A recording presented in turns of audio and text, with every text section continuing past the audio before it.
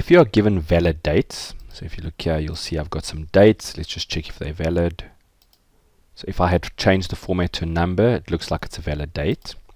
And I wanted to work out what day of the week was the 2nd of January 2009. Perhaps we pay wages on a Friday, so we need to work out, given a date, what is the day of the week.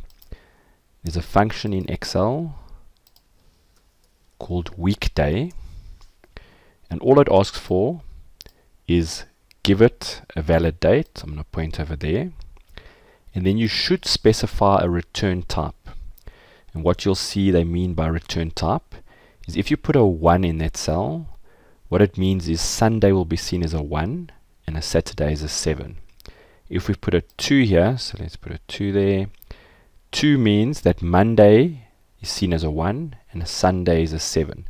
So the answer there of 5 implies a Friday.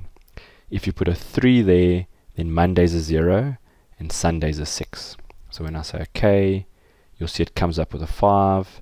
If I copy it down, it tells me what day of the week is represented by that date.